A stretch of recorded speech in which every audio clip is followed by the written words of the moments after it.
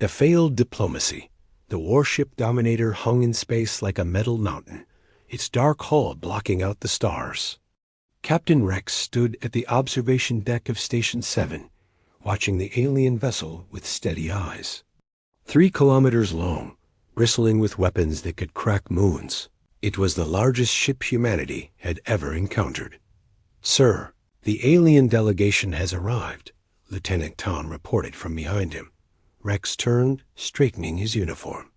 "Let's see what they want." The conference room felt smaller when Commander Vorn entered. The alien stood 9 feet tall, his gray skin rippling with subcutaneous armor plating. 4 arms folded across his massive chest as his 6 eyes fixed on Rex with obvious disdain. Behind him, 2 guards carrying plasma rifles took positions by the door.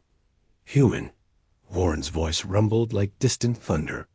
"I am here to accept your surrender." Rex remained calm, gesturing to the chairs. "Please sit. Let's discuss this properly." "There is nothing to discuss." Vorn remained standing, his bulk making the room's lights flicker. "The Krathan Empire claims this sector. You will provide 60% of your resources as tribute. Your people will serve as laborers. This is generous. Most species receive worse terms." Tom's hand drifted toward his sidearm, but Rex raised a finger slightly, stopping him. "Commander Vorn, humanity has thrived in this sector for 2 centuries. We've built colonies, established trade routes, raised families here. Surely we can reach a mutually beneficial agreement." Vorn's laugh sounded like grinding metal. "Beneficial? What benefit could your weak species offer the Krathan? You have no warships that match ours. Your weapons are primitive. You hide behind diplomacy because you cannot fight. We prefer peace," Rex said carefully. "But that doesn't make us weak, no?" Vorn leaned forward, his breath smelling of sulfur. "Your entire fleet couldn't scratch the Dominator's hull. You humans are soft. You talk when you should kneel. You negotiate when you should submit. In the Krathan Empire, we have a saying, 'The weak exist to serve the strong.'" Rex stood slowly, meeting Vorn's 6 eyes without flinching. "We have a saying, too. The measure of strength isn't in the size of your gun, but in the courage of your heart." "Courage?" Vorn sneered. "Your courage means nothing against our weapons. You will surrender, or we will take what we want from your burned colonies." The room fell silent. Rex walked to the window, looking at the Dominator again. Its crew was probably relaxed, confident in their superiority. They'd conquered dozens of species, always through intimidation and overwhelming force. But they'd never faced humans in actual combat. "Commander Vorn," Rex said quietly, "I need 1 hour to consult with my government." 1 hour, Vorn agreed, his voice dripping with satisfaction. "Then you surrender, or we attack." After the aliens left, Tom exploded. "Captain, we can't fight that thing."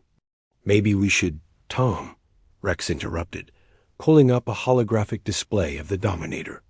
"Look at these scan results. Their ship is powerful. Yes, but see these maintenance readings? They're running at 60% efficiency. Their victory made them lazy." "Sir?" Rex smiled, a kind of smile that made his crew both nervous and excited. "They think we're weak because we try diplomacy first. They've never seen what humans do when diplomacy fails." He pointed at a maintenance hatch on the warship's schematic.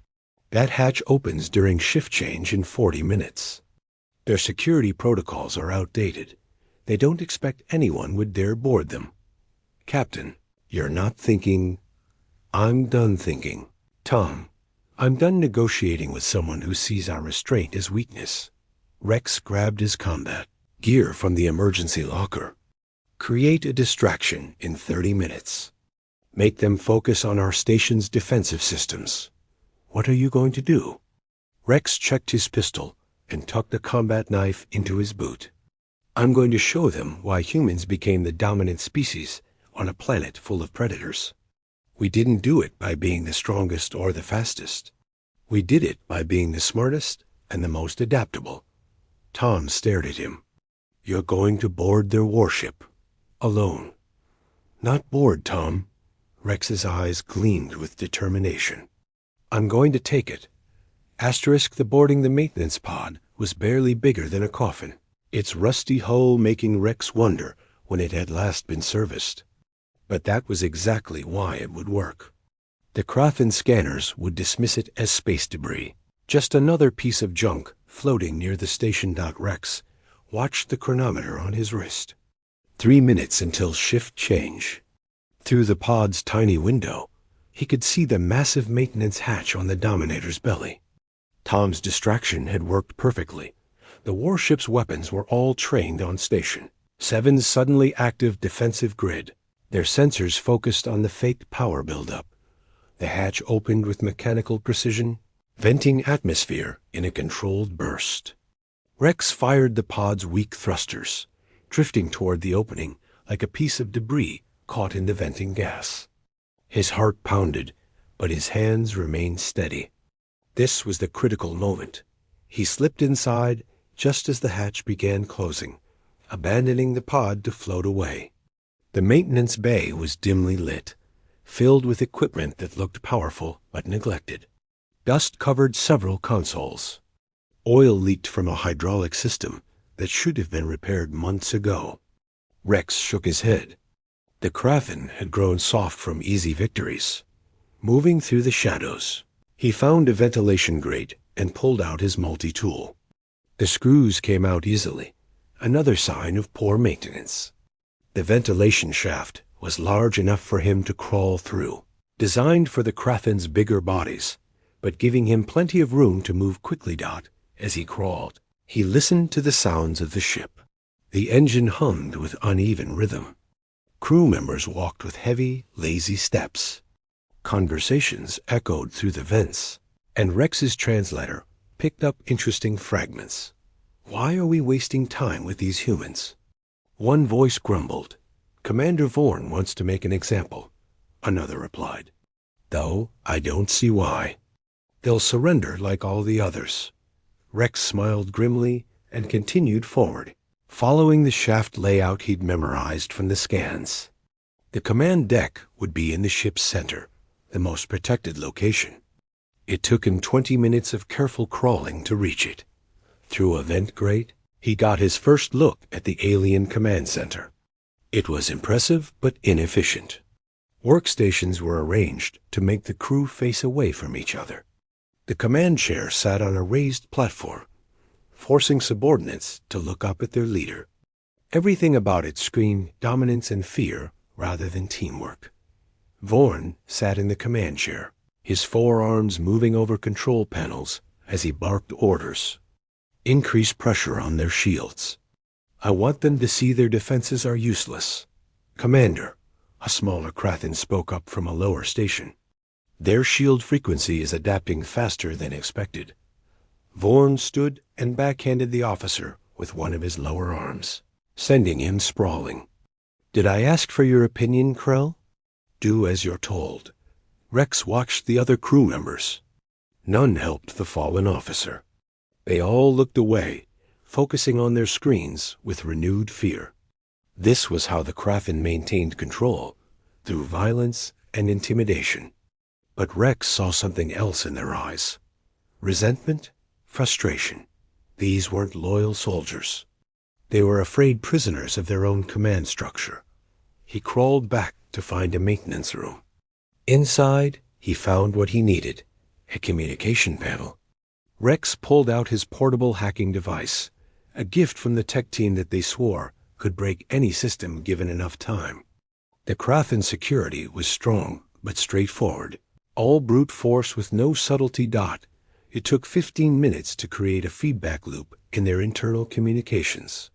Not enough to shut down the system, but enough to cause annoying static that would frustrate everyone and make Vorn look incompetent.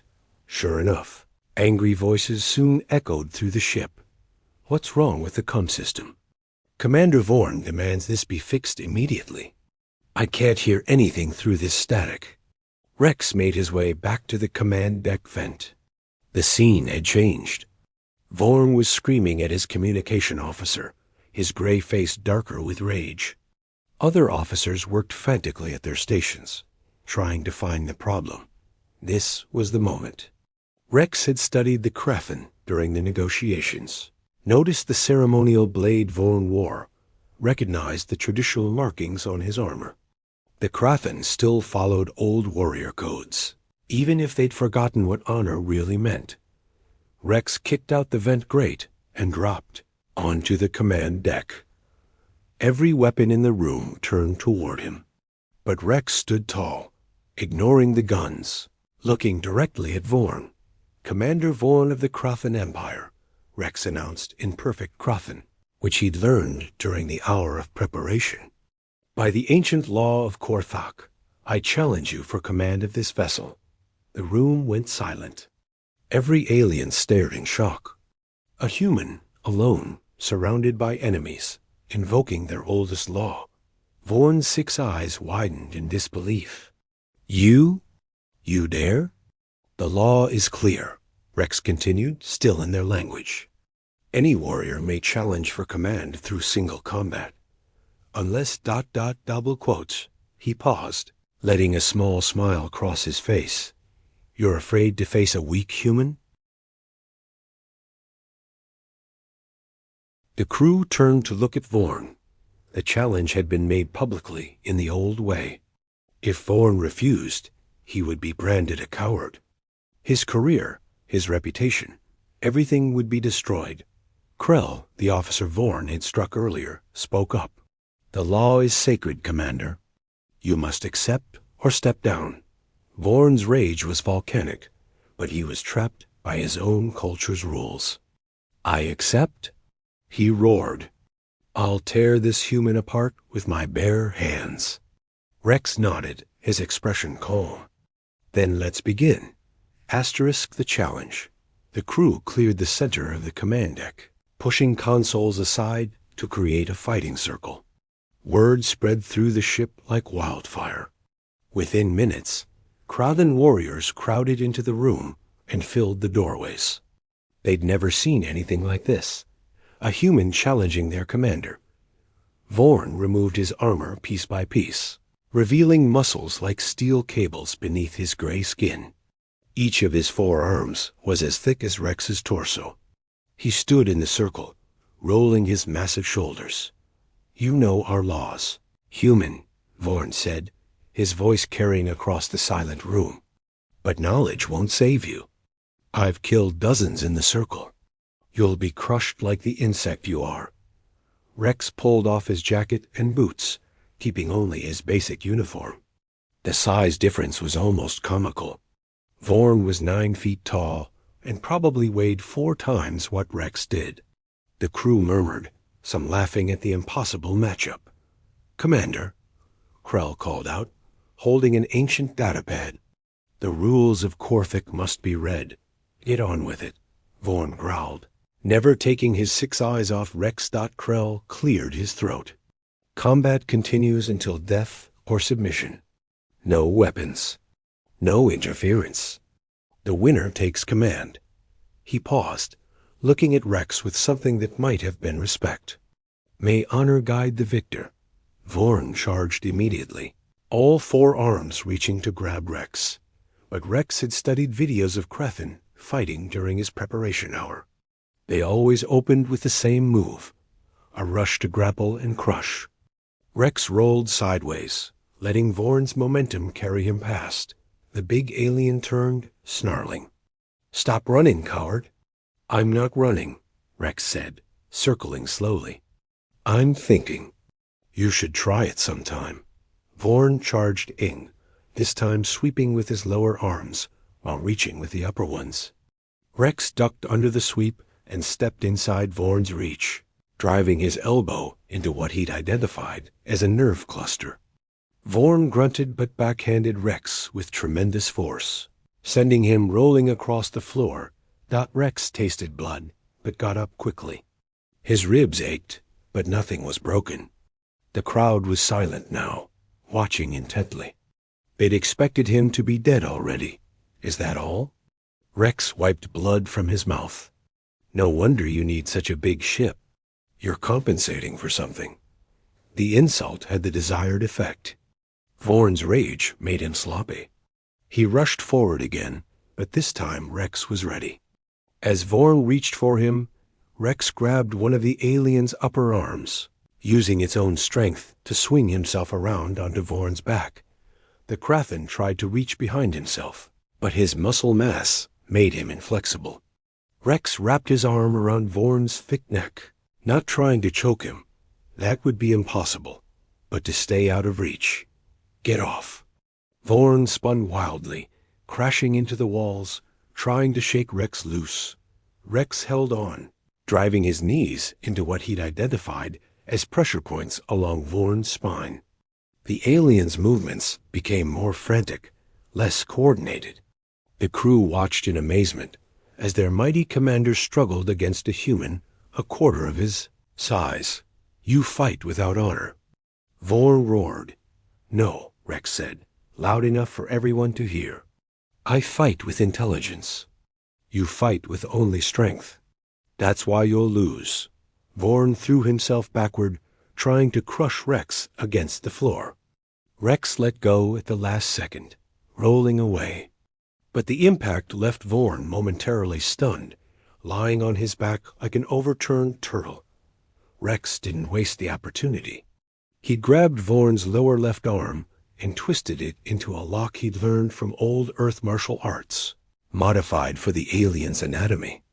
Vorn tried to strike with his other arms, but the angle was bad, the blows weak. You want to know the difference between humans and Kraken? Rex asked, applying more pressure to the arm lock. You see kindness as weakness. We see it as strength. You rule through fear. We lead through respect. Lies. Vorn struggled, but Rex had the leverage now. Look at your crew, Vorn. Rex nodded toward the watching aliens. They're not cheering for you. They're hoping you lose. You've made them hate you. Vorn's 6 eyes darted around the room. He saw the truth in his crew's faces. No loyalty, no admiration. Just fear and resentment. In that moment of realization, his resistance weakened. Rex felt it and pressed his advantage. Not physically, but psychologically. I sabotaged your communications in 15 minutes. Your security didn't stop me. Your maintenance is a joke. Your crew operates at half efficiency because they're afraid to think, afraid to suggest improvements, afraid of you. Shut up. A human ship 1/10 this size could defeat you, not through firepower, but through teamwork, creativity, and determination. We're not weak. Vorn, we're just smart enough to try talking first. Vorn made one last desperate attempt to break free, but Rex had studied his species' anatomy carefully. He knew exactly where to apply pressure to cause maximum pain without permanent damage. Vorn's roar of agony echoed through the ship. Yield, Rex commanded. Never. Kill me. No. Rex looked up at the crew. That's another difference between us. Humans know that a defeated enemy can become tomorrow's ally. A dead enemy is just waste. He applied more pressure. Yield, Vorn. There's no shame in losing to a better strategist. The room was dead silent. Then, through gritted teeth, Vorn spoke the words that hadn't been heard on a Kraken ship in generations. I yield. Rex released him immediately and stood up. His body ached, his ribs were definitely bruised, and he could barely stand straight. But he was alive, and by Kraken law, he was now in command. Krell stepped forward, holding the command insignia that Vorn had worn. By the law of Korthik, witnessed by all, Rex of Earth is now commander of the Dominator. The crew stood in shocked silence. Then, from the back, one young Kraken began to clap slowly. Then another. Then another. It wasn't enthusiastic applause, but it was respect, something Vorn had never earned. Asterisk taking command Rex stood in the center of the command deck, blood still dripping from his lip, his body screaming in pain. But he kept his back straight as he addressed the crew. I know this is strange for you, he said in Crafin, his voice carrying across the silent room. A human commanding a Crafin warship. But I won by your laws, and I'll honor them. The crew exchanged uncertain glances. Vorn struggled to his feet, holding his injured arm, his 6 eyes burning with humiliation. First order of business, Rex announced. Vorn, you're not leaving this ship. The crew tensed. Was the human going to execute their former commander? You're demoted to maintenance chief, Rex continued. This ship is operating at 60% efficiency. You'll fix that. Vorn's eyes widened. You're not killing me? Or throwing me in the brig? Why would I waste your knowledge? Rex asked. You know this ship better than anyone. But now you'll use that knowledge to help, not hurt. He turned to the crew. That goes for all of you. No more punishment for speaking up. No more fear of suggesting improvements. Krell stepped forward cautiously. Commander Rex, the crew doesn't know how to follow a ... human. And I'll teach you. Rex walked to the command chair, but didn't sit in it. Instead, he pushed it off its raised platform, bringing it down to the same level as the other stations. First lesson, a commander doesn't need to look down on his crew. We work together. Over the next hours, Rex reorganized the command deck. He had stations repositioned so crew members could see each other, communicate easily. He asked each officer about their job, their problems, their ideas. Most were too scared to answer at first, but Rex was patient. What's your name? Rex asked a young Crothan at the weapons station. Drac, Commander. Drac, I noticed you trying to recalibrate the targeting system during the confrontation with my station. Why? Drac looked terrified. The system loses accuracy after continuous fire. There's a heat buildup in the... Can you fix it? Yes, but it would require taking weapons offline for 6 hours. And Commander Vorn never... Do it, Rex interrupted. Better to have weapons that work perfectly than weapons that might fail when we need them. Drax stared in amazement, then began working with new energy. Rex continued through each station. He found an engineer named Breck who designed efficiency improvements that were never implemented. A navigator named Sill who plotted faster routes that were ignored. A communications officer named Tor who'd wanted to upgrade their systems for years. All of you had good ideas, Rex said, but you were never allowed to share them. That changes now. By the end of the first day, the ship was already running differently. Crew members actually talked to each other. They shared solutions instead of hiding mistakes. When Rex made rounds, they didn't cower. They showed him their progress. Vorn watched from his new position in maintenance, his pride wrestling with curiosity. Why? He finally asked Rex during an inspection. Why not crush us like we would crush you? Because fear is inefficient, Rex replied, checking a repair report. Look at your crew now versus this morning. They're working twice as hard, not because they're afraid, but because they want to succeed. Asterisk. This is not the Crafin way. No, it's the human way. And it works. Rex handed him a tablet. These are your maintenance schedules. They're suggestions, not orders. If you see a better way, tell me. Vorn took the tablet, confusion clear on his face. You trust me? After I tried to conquer your people? I trust that you want this ship to run well. That's enough to start. On the third day, something remarkable happened. The ship's efficiency reached 85%. Weapons were more accurate, engines ran smoother, and the crew seemed... Happy wasn't the right word, but they were engaged, alive in a way they hadn't been before. Rex called a general assembly in the main hall. The entire crew gathered, hundreds of Crafin warriors who'd never imagined following a human. I have news from the Crafin fleet, Rex announced. They're demanding I return command to Vorn and surrender myself for execution. The crew stirred uneasily. But then Drax spoke up. That's not the law. You won fairly. The human speaks truth, Krell added, louder. He earned command. More voices joined in. Not all, but many. They were choosing Rex over their own empire's demands. Rex raised his hand for silence. I won't force anyone to follow me. If you want to leave when we reach the fleet, you can. But I have a different proposal. He activated a hologram showing tactical data. Look at what we've accomplished in 3 days. Now imagine what we could do in a month, a year. Not through conquest, but through cooperation. You want us to betray the Empire? Vorn asked, though his tone was more curious than accusatory. I want you to save it, Rex corrected. The Empire conquers through fear, making enemies everywhere. Eventually, those enemies will unite against you. But if the Empire learned to lead through respect, to make allies instead of slaves, ... He let the thought hang in the air. The crew was thinking now, really thinking, some for the first time in their lives.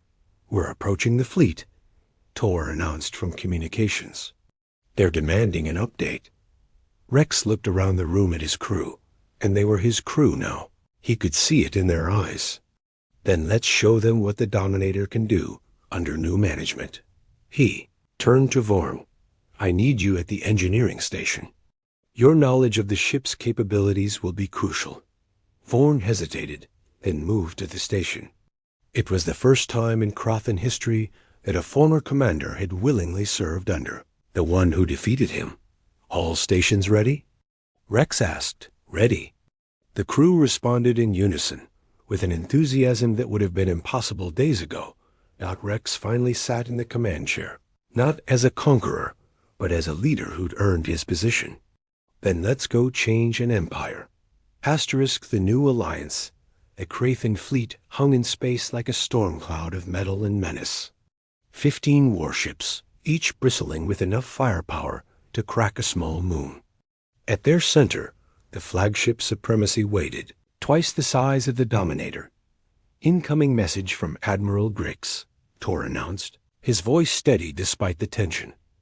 On screen, Rex commanded. Admiral Grix appeared on the main display, his scarred face twisted in rage. Unlike Vorn, Grix had 8 arms, marking him as Krathan nobility. His voice boomed through the speakers. Return my ship immediately. Human, and I might make your death quick. Rex stood calmly. Admiral Grix, this is Commander Rex of the Dominator. I took command through the law of Korthek. The ship is mine by your own traditions. You dare quote our laws? You're not Krathan. You have no rights. The law says any warrior, Admiral. It doesn't specify species. Rex nodded to Krell, who displayed the ancient text on screen. Would you dishonor your own ancestors by breaking their sacred laws? The Admiral's face darkened further. Around him, his bridge crew shifted uncomfortably. They all knew the law was clear. Even if the law supports you, Grix snarled, you're surrounded by my fleet. One human cannot stand against the Empire. You're right, Rex agreed. One human can't, but I'm not alone anymore. He gestured to his crew. Ask your sensors what they're reading. Grix barked orders in the background. Rex could hear the confusion in the responding voices. Admiral, one of Grix's officers reported, the Dominator's weapons are at full charge, but the efficiency readings must be wrong. They show 92% operational capacity. That's impossible. That ship hasn't run above 70% in years. Would you like a demonstration? Rex asked. He turned to Drac. Target the asteroid at bearing 27 Mark IV. Single shot, minimum power. The Dominator's cannon fired with surgical precision.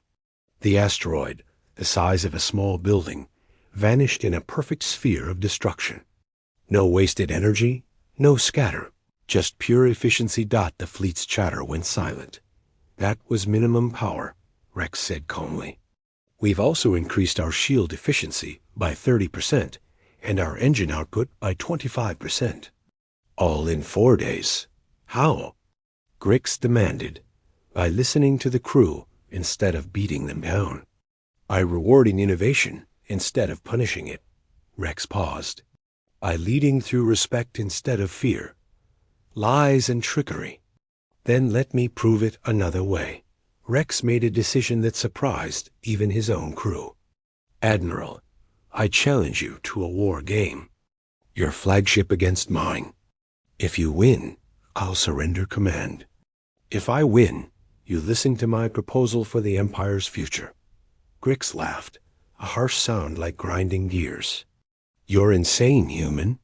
The supremacy is twice your size, and your crew is half as motivated. Do you accept?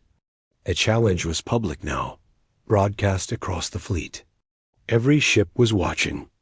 Grix, like Vorn before him, was trapped by his own culture's emphasis on strength. I accept.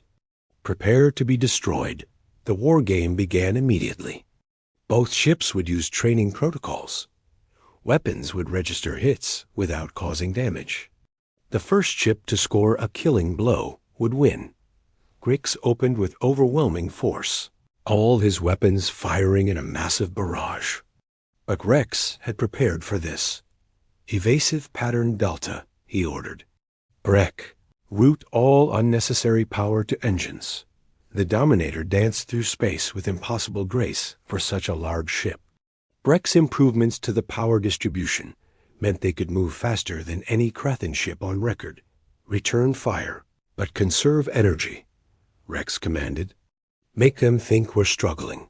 The battle raged for 20 minutes. To observers, it looked like the Dominator was barely surviving, desperately dodging the Supremacy's attacks. But Rex was studying Grix's patterns, learning his habits. Commander, Vorn spoke up from engineering, I know Grix. He always commits to a full assault when he thinks victory is near. If we could survive it, we'd have him exposed, Rex finished. How long can you overclock our shields? 40 seconds, maybe 50. That's all we need. Syl, plot a course directly at them. Tor, I need you to broadcast something on my signal. The crew worked in perfect harmony. No hesitation, no fear. They trusted Rex, and more importantly, they trusted each other. Admiral Grix, Rex broadcast, we surrender. The Dominator dropped its shields and drifted toward the Supremacy. Grix's laughter echoed across the com. I knew you'd break, human. But as the Supremacy powered up for its killing blow, Rex smiled. Now, the Dominator's shield snapped back up at double strength, absorbing the massive barrage. The moment the attack ended, while the Supremacy's weapons recharged, Rex struck. All weapons, fire. Every cannon on the Dominator fired in perfect synchronization, concentrated on a single point on the Supremacy's hull. The training computers registered a perfect kill shot. The war game ended.